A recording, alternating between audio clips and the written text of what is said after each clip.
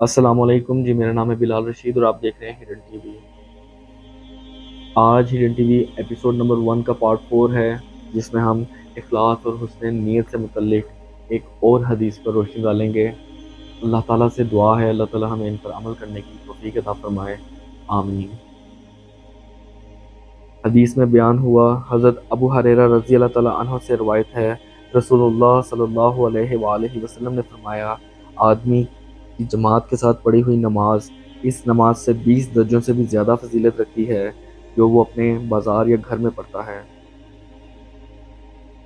اس لیے کہ جب کوئی شخص اچھے طریقے سے وضو کرتا پھر نماز کے ارادے سے مسجد میں آتا ہے، اسے نماز ہی مسجد کی طرف لے جاتی ہے، تو ایسے شخص کے ہر قدم کے بدلے میں ایک درجہ بلند اور ایک گناہ معاف ہوتا ہے، یہاں تک کہ وہ مسجد میں داخل ہو جاتا ہے۔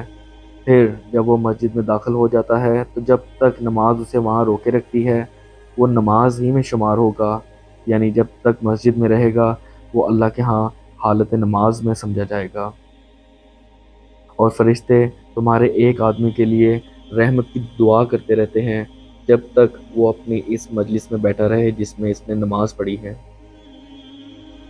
فرشتے کہتے ہیں، اے اللہ اس پر رحم فرما، اے اللہ اس کو بخش دے، اے اللہ اس پر رجوع فرما۔ یہ دعائیں اس کے حق میں اس وقت تک جاری رہتی ہیں جب تک وہ کسی کو ایذا نہ پہنچائے، جب تک بے وضو نہ ہو۔ اس حدیث کے فوائد و مسائل یوں ہیں، نماز با جماعت ادا کرنا فرض ہے اور بلا وجہ سستی یا کاموں میں مصروفیت کی بنا پر نماز با جماعت ادا نہ کرنا گناہ ہے۔ تاہم صحت نماز کے لیے جماعت شرط نہیں ہے۔ اس حدیث سے نماز با جماعت کے عدم و وجوب کا استدلال درست نہیں ہے۔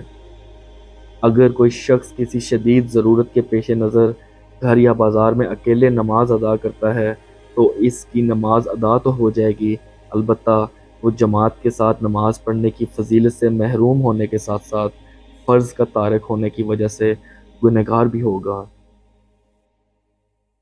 جماعت کے ساتھ نماز پڑھنے کی 25، 26، 27 درجے زیادہ فضیلت ہے، جیسا کہ دیگر روایات میں ہے۔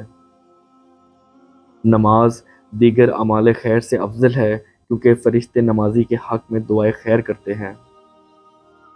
مسلمان کو تکلیف دینے سے بندہ فرشتوں کی ان دعاؤں سے محروم ہو سکتا ہے جن کا ذکر مذکورہ حدیث میں ہے۔ اس حدیث سے گھر سے باوضو ہو کر مسجد میں آنے کی فضیلت بھی معلوم ہوتی ہے۔ نیز یہ بھی معلوم ہوا کہ وضو قرب الہی کا ذریعہ ہے، جیسا کہ حدیث میں ہے، فرشتے بے وضو ہونے تک انسان کے لیے دعائیں کرتے ہیں۔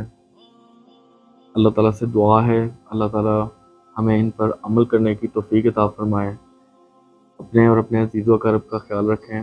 انشاءاللہ تعالیٰ پارٹ 5 کے ساتھ پھر حاضر ہوں گے۔ السلام علیکم۔